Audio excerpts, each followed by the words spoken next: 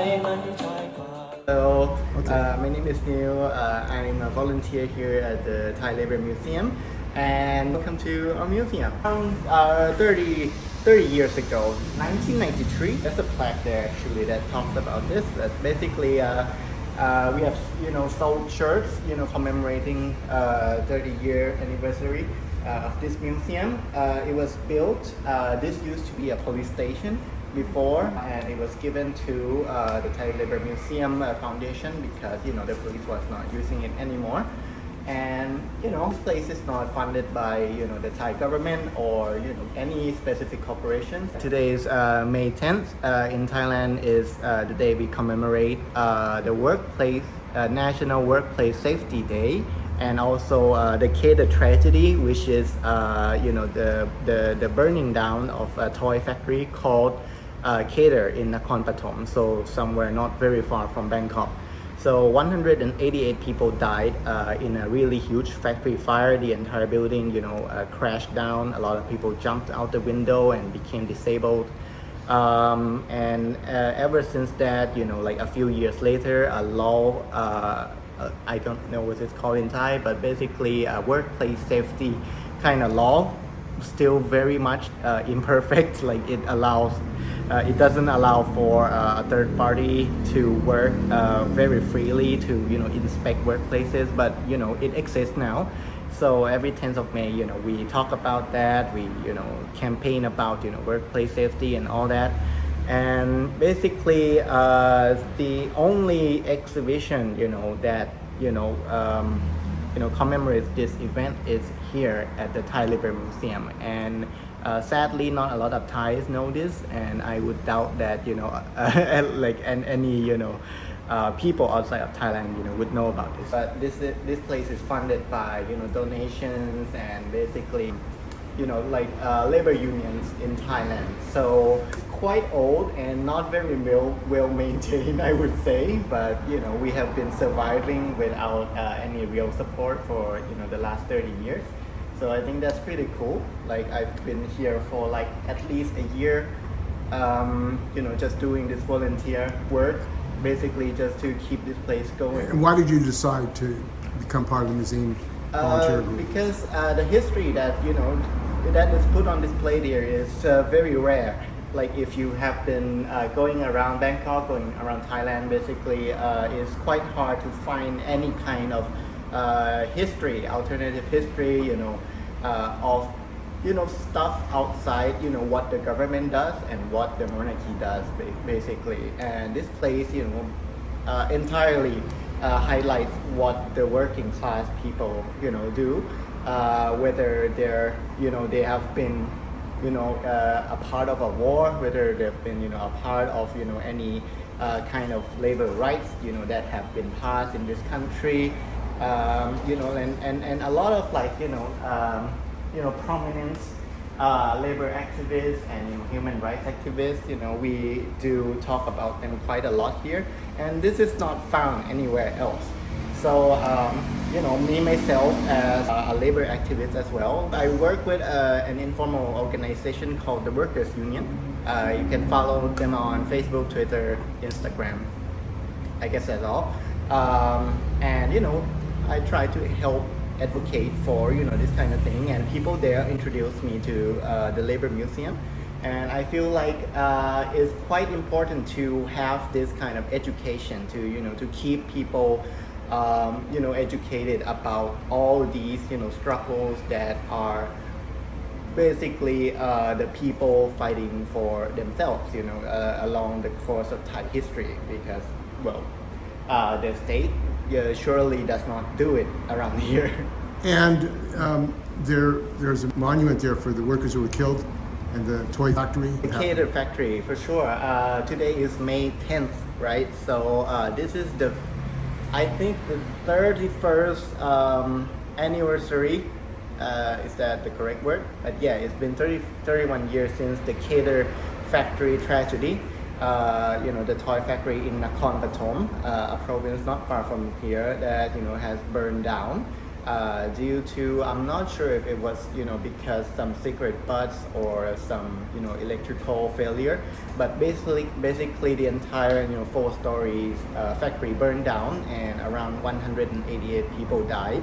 And many more, were disabled. A lot of them, had to jump down from, the factories and, hurt their legs and, they cannot walk normally ever again because of that.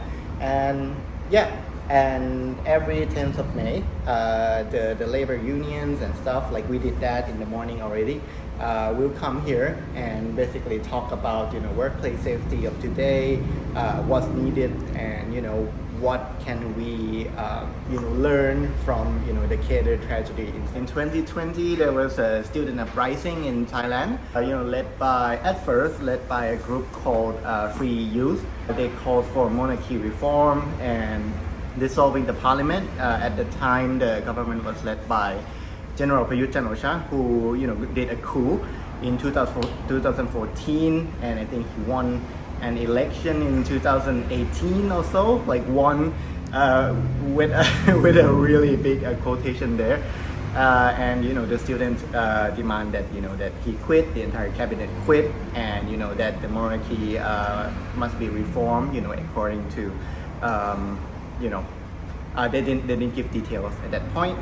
And also later on, or before that, I'm not sure actually, the Future Forward Party, was a progressive, and I would describe it as a social democrat party in Thailand, was dissolved by the Constitutional Court.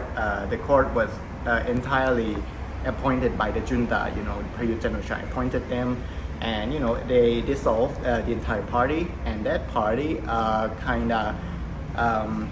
was basically a hope, for a lot of people back then. So people got angry and came out to protest, multiple times, like throughout the year and all that. So later on, Thammasat University joined, other universities joined, like Ramkhamhaeng, people in Chiang Mai and stuff like that. Did the union support that? Unions here, no. Unions in Thailand is quite complicated because there's a law called Labor Relation Act. I think that's what it's called in English. That law restricts the union movement quite heavily. So we now have only 1.3% of union density in Thailand, and of that 1.3%, a lot of them cannot act politically outside the factories and all that, and they're quite conservative because of that as well. So a lot of unions have been pro-junta in the past. They're conservative now, and most of them do not support the student movement because they're royalists. So the student movement called for the abolishing of the royal defamation law and the reformation of the monarchy itself, laws regarding the power of the monarchy itself, and that is why royalist unions, don't really like the student movement of 2020. So you don't believe that there's a democratic labor movement here because of the repressive legislation? It's very difficult. Currently, no, but it's quite debatable because after the uprising happened, and the Move Forward Party happened. The Move Forward Party is right now quite invested in labor related stuff as well, and some of their members, some of people who align themselves with the Move Forward Party now do take part in some of the older unions like committee. So slowly, like some unions are being turned democratic or progressive. But there's no Labor Party in Thailand. There's one, I would say, but they're not big or anything at all. It just exists, and also it's very conservative. They call themselves the Social Democratic Party of Thailand or something like that. Like their symbol, like their logo is a red rose. Like everything looks cool and all that, but the people who run it, are the conservative unions of today. So they used to support right-wing movement. And there's now a student movement in the United States. Palestine, what's going on in relationship to Palestine? Yes, I support it very much. Yeah. And what the role of multinationals, Nike, big multinationals. What is the role of multinationals, Chinese, American, and European in Thailand? So Thailand has been pretty much shaped by the foreign policies of the US actually. During the Cold War, so Sarit Thanarat was the guy who started everything, all of this. He was US backed, he did a coup and he adopted this really big economic plan for Thailand. Which still exists today because he, like his government or some sort, I'm not exactly sure, but everything labor related nowadays, was passed, around his time. So a lot of factories that come here are pretty much, factories that look for cheap labor, mostly from China, mostly from, yeah. What percentage of investment is from China in Thailand? I'm not sure actually, I'm not sure. Is it big? I would say it's quite big, but I don't have the exact number. And the Nike workers have been engaged in an international campaign for justice, for better conditions. And the role of the AFL-CIO, there's a thing called the Solidarity Center. Yeah. Oh, I know them. What are they like? What do they do here? They're quite, I would say they go around and help, unions and, workers in general for labor issues. But I would not describe them as the most progressive, movement or force around here. I think they're quite technical. They rely a lot on legal help, like experienced rights lawyer and stuff like that. But they mostly still work in the frame of what Thailand is right now, and that means not a lot of organizing. But I would call them, a very good ally. Regardless. The United States, do they have much control in Thailand? How much control does the United States have in Thailand? Like I have to guess this, right? Because I'm not exactly sure. I don't think it's quite a direct, relation anymore, like back in the days. But it's still quite there. Like for example, they do like all this military exercise all the time. Is the U.S. military here in Thailand? Yeah, I don't know if they are here like all the time, right? But for Copper Gold, for example, it's quite a big event that the news will talk about like all the time. The U.S. Coming here and practice in Thailand, Chinese army coming here and practice in Thailand and stuff like that. So the relations is there, but I do not know if that would describe as control nowadays. In comparison to Sarit Thanarat day during the Cold War. And the role of China now, politically, what kind of role do they play in? I would say they influence Southeast Asia quite a lot because of all the investment, of course. Do they own many factories in Thailand? I do not have the number for this, but for example, there was a really huge news in Rayong. A huge crane, crashed down and killed 5 or 7 workers, and a huge protest, erupted because of that.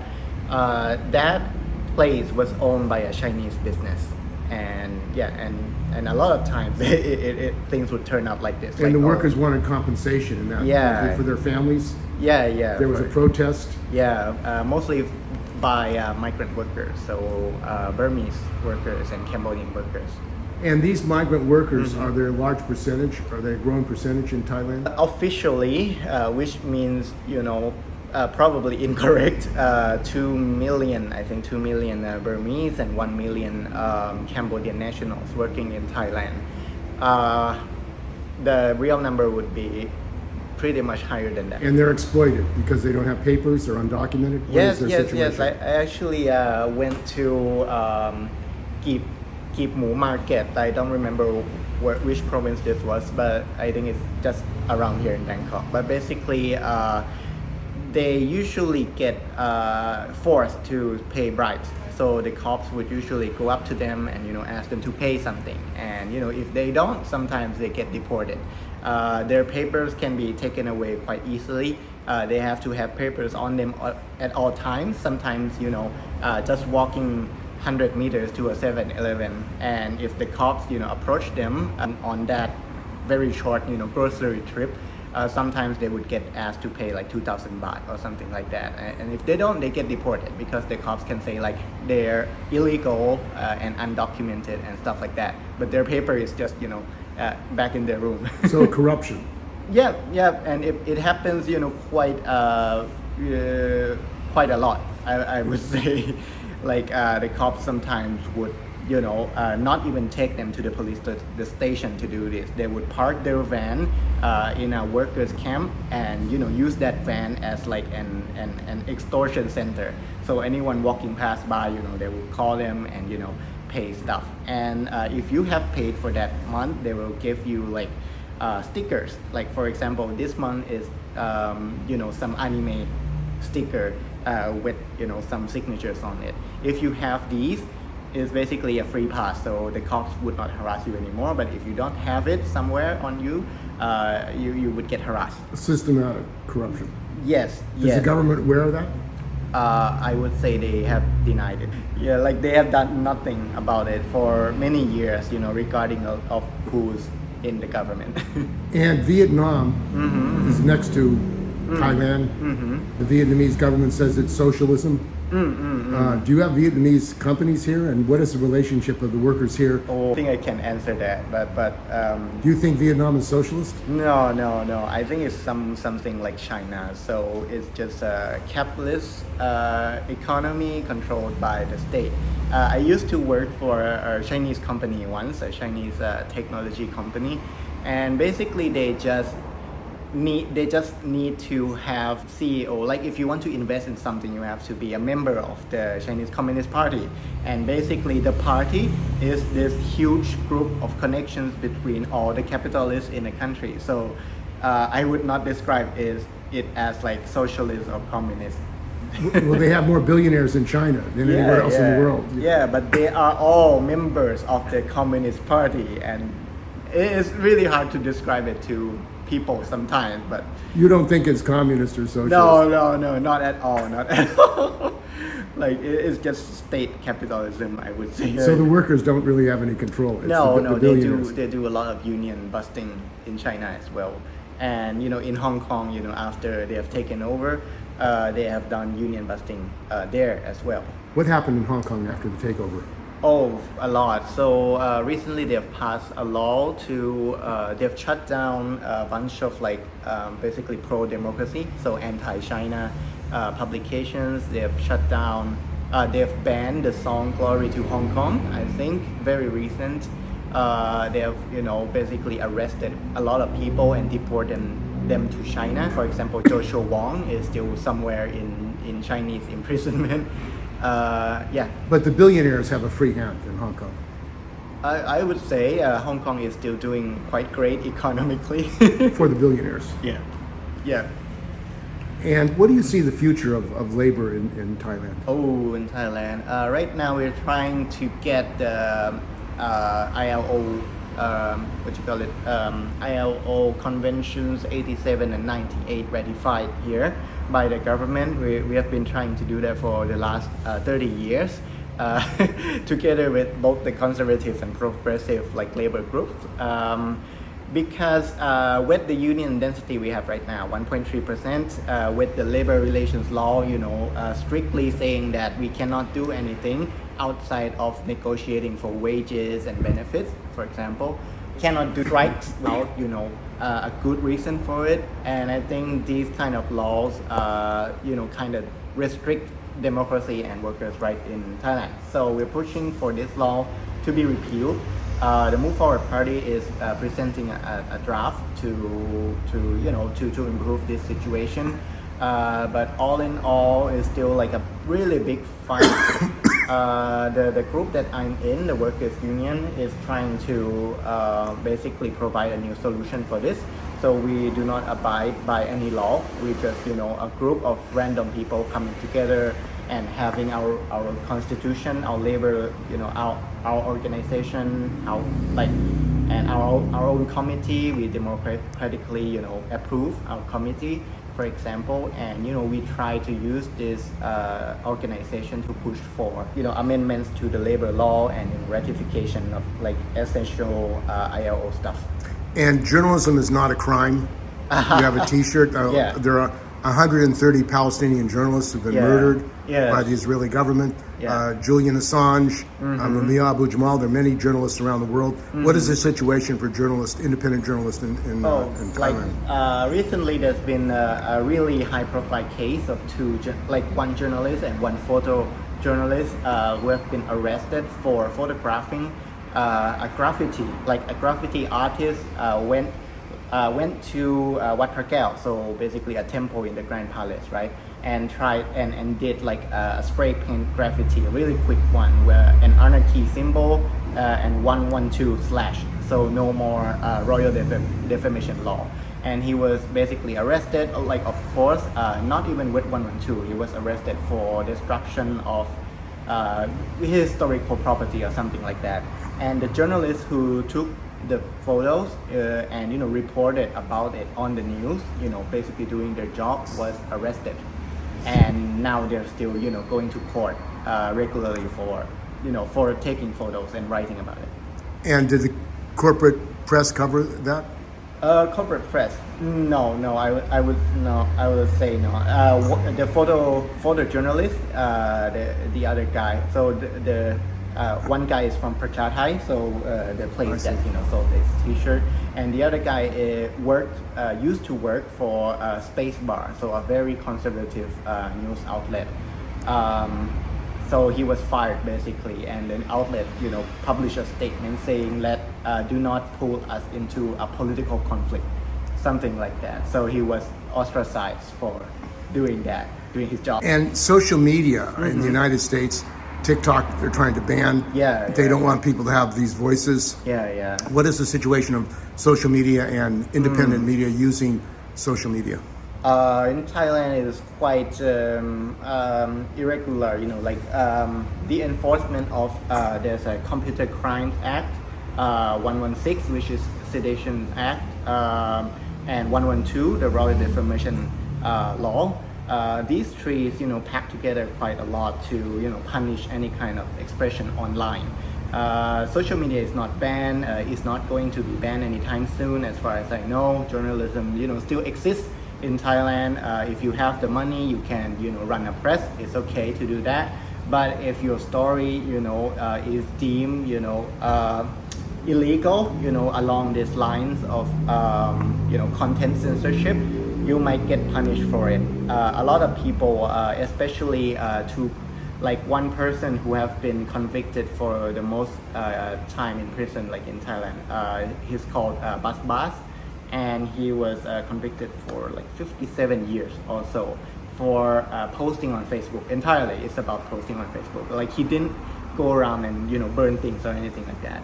So social media in Thailand is not banned, but a lot of content is banned.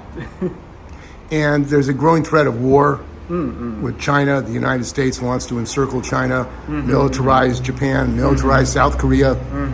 All the time. And what do you think about that? I don't know actually. So there are a lot of military bases. Like in Thailand, I would describe Thailand as a US base. For example, we have been conditioned to become this stronghold in Southeast Asia. So I don't know, it's quite prime for war.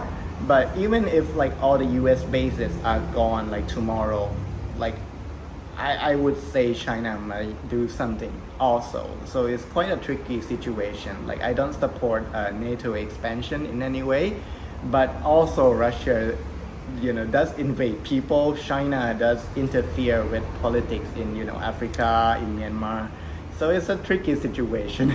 Is China supporting Myanmar? Yeah. At first, at this point, I think they're just trying to secure their, business and stuff. Natural resources. Yeah, because their guys, the junta is losing the war. Yeah. And who is organizing in Thailand now? Are there any organizing campaigns? Organizing campaigns. There's one, which is still very small, Socialist Worker Thailand, SWT. They're trying to do some, left-wing organizing. They're not a labor union, but they try to do that. Workers union, what I am in right now, is basically a labor rights group. Like they try to be a union, like they try to become a general union, much like, the IWW, for example. But it's still very small. Everything is like really small. Traditional unions, they can't organize outside of their own workplace. And what can workers do in other countries who want to support the Thai labor movement? So the movement in general, right? So I think one of the first thing you can do is like, follow Socialist Workers Thailand on social media, follow the Workers Union on social media. These are internationalist, left-wing, anti-capitalist, anti-racist, anti-bigotry, all of that, pro-LGBTQ. Organizations in Thailand, they're still quite small, but I think if you want to, provide some international support, you can follow them and maybe, share stories sometimes. Other than that, it's actually quite hard. The labor movement as a whole is really small in Thailand. What about the student movement? The student movement, they're quite gone now because they do not organize. They just call for protest, every now and then. It's quite different from what's going on in the US, which is, a lot of organizing, right? Students in Thailand rely a lot on leaders. And once the leaders are all in jail, we have around 40-ish political prisoners right now. Sometimes, the number goes up, sometimes the numbers go down. We have a lot of political prisoners right now. Those are leaders of the student movement, from 2020 to 2023. Since since we don't have leaders anymore and a general election had just happened, even though it was stolen, people are kind of confused and, they don't really know what to do at this point because they're not organized. The AFL-CIO Solidarity Center operates in 62 countries. They get $75 million from the U.S. government, and they are in Thailand, saying that they're helping the Thai people. What has been your experience of the U.S. government, the State Department, and the Solidarity Center here in Thailand? At one meeting, I have been meeting with the basically organizations, belonging to the U.S. So the U.S. Embassy, the Labor Departments, and Foreign Relations something. I don't remember the exact name. They have asked to set up a meeting with unions in Thailand. So State Enterprise Union and an informal labor organization called the Solidarity Committee or something. I don't know what it's called in Thai. And basically, asked us, whether, what kind of support do we want, and we answered that we want the ratification of ILO Conventions 87 and 98 because it's super hard to organize, labor around here, and we need that to, push some more laws into, the Thai law. And we did not, get a clear answer or, commitment from the U.S. side on that day.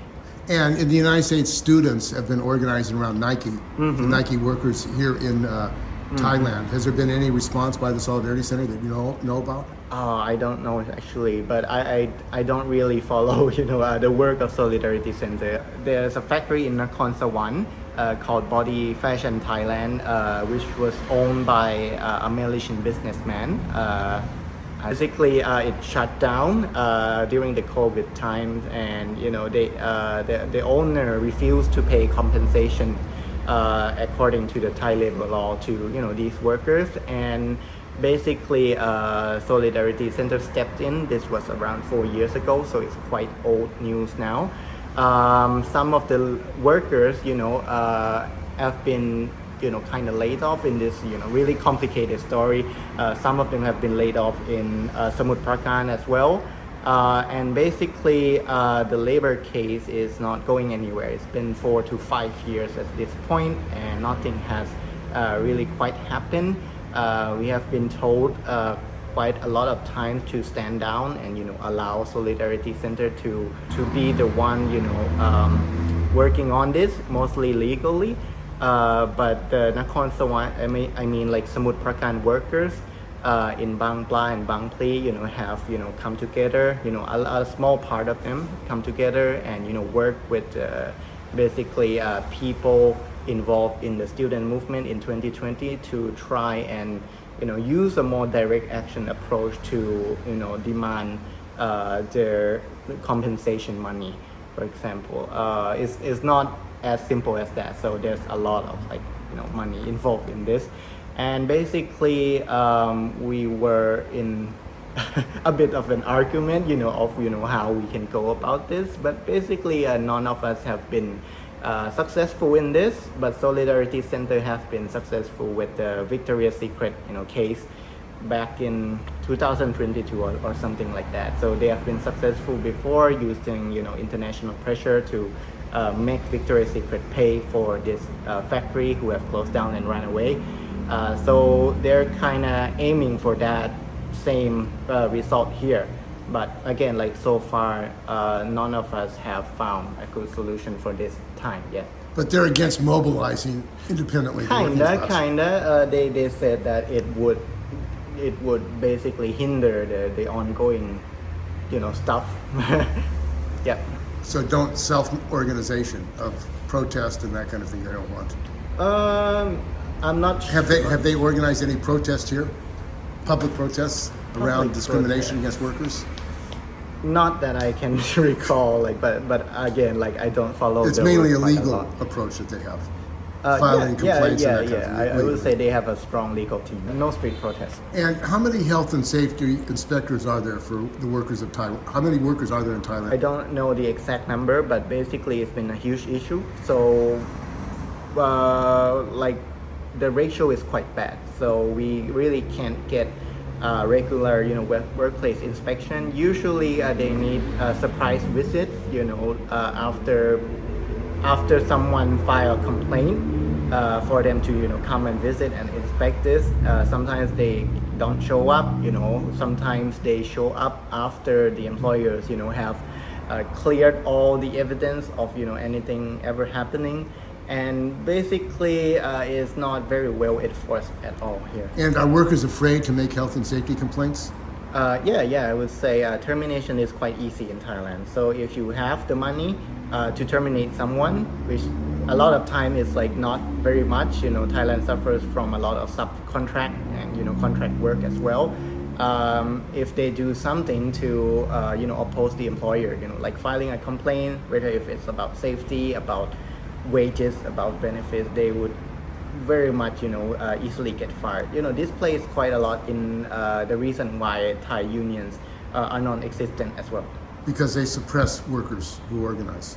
Yeah, the current labor relations law require people who wants to form a union to list 10 people or so and send them to the Ministry of Interior or something like that, and that ministry will communicate with the employers that these 10 people in your workplace wants to form a union, and usually they just get terminated immediately. It's quite easy to just pay them to leave. There's no repercussion from that. Yeah. Okay, so this is an important day then. Yeah. Our union density is super duper low because why would you risk that? It's quite sure that you would get terminated if you want to form a union. Just the request to form a union is hard in itself, and talking to people about union is also hard because the public is not well educated at all. The Labor Day here is called National Labor Day, and it's usually about going to the government and thanking the Ministry of Labor. Yeah, and so if you want to talk about organizing and doing militant radical labor stuff, it's quite hard to find support or any exact way to accomplish things. Gig worker is really big in Thailand. Since Grab established their corporation here. And basically, we still have no law regarding labor protections for any gig workers in Thailand. People are a bit divided. I'm not sure if it's exactly a truth or not. That some people want to remain freelance, aka gig worker, and some people want to become an actual employee of the platform company. Is still very much debatable here right now, but there have been many protests in Thailand, by gig workers. They do strikes, by shutting down their apps and so on. But a lot of these are not very organized. So it's been driven by, basically labor activism. So they target laws, they work with, legal representations, and they campaign for policy change with the existing political parties and all that stuff. And they do not have a lot of bargaining power right now. But there is some plans, and people are quite, I would say the Thai public is quite aware of the issue with gig work right now. But I would not say that they understand it to the point of like radicalization. Like they do not understand that this is just technology working with capital. They're basically seeing it as like the corporations avoiding the law. We have Grab, we have Lineman, which is a Thai company. We have Food Panda, a German company. Grab is a Singaporean company. Robinhood is owned by SEB, a Thai company as well. We do have a bunch more. These platforms exploit workers. I would say that the entire idea, the entire innovation is created to create another type of worker that could not be protected under the current labor law. And Thai labor law is very old. I think is at least like 20 years old or so, and they're not up to date regarding AI algorithm or anything at all. And that's why these workers are simply not protected. They are as protected as people selling candies on the street. Yesterday, street musicians, a street performer guy called Alex, he is on YouTube as well. He was sentenced to, I think, 2 years. This is after the term have been decreased. I think his total at first was 6 years for violating for royal, for defaming the royals, for playing some music belonging to the Fai Yen band. And that's all he did. He played music and he was sentenced to jail time. He's outside on bail now, but it's quite bad. The culture in Thailand. So the union culture in Thailand focus quite a lot on economic unionism, which means that you comply to the law always very strictly, and you try to organize and campaign within your workplace only, not even in the same industry. And a lot of times they would try to make you pick a side, when you want to campaign on some topic or whatever, between pak thong, which means mouth and stomach, which mean like just wages and stuff like that, and politics. And a lot of them would try to pitch that politics is a utopian idealism or something like that. Even when we just talk about basic human rights or something like that. But basically, a lot of unions in Thailand would only tackle very small and very conservative topics. Well, like wages, bonus, parking lots for like union members and stuff like that. And Sean Fain, what do you think about him? Very cool guy. I've translated some of his speeches before, and I very much agree with him. And I follow very closely the movement of the UAW in the US, because in my opinion, workers and labor unions have to be political. Like we need political strikes. We need political movement in unions. We need unions to go out in the streets to, commit to any kind of like political movement as well, or else it's basically gonna end up like the situation in Thailand right now, which is just unions supporting any right-wing movement and unions neglecting social movement and social issues in general. Is there a rise of fascism in Thailand? I would say it has always been the fascist place. Yeah, like recently, even right now, if you want to interview some, really right-wing people, they've been camping out near the government house for like half a year by now. It's really weird. Like they've been there for so long. Their camps look like a small town. At this point, not a lot of people though. They're very right-wing. They're very, very pro-monarchy to the point of like weird. And they have hurt people in the past before. They have done a lot of threats online to comedians, to journalists, random activists, and they're still quite active because the police ignores them all the time. They have punched people on live, on live streaming news, on Siam BTS, so like next to Siam Paragon. They've gone there and punch a few people because that the activist group was kind of offensive to the monarchy a few days before, and so they went there and tried to physically attack them. The cops were there, everyone was there, we have all the evidence, everything was clear. They declared the day before that they're gonna go punch these people. Everything is so clear, no charges against them, but people who have been punched by them have been in jail for like 2 months now, like a few months, I'm not sure. Recently? Yeah, they're still in jail right now. They're doing hunger strikes. And what do you think of Trump? Trump?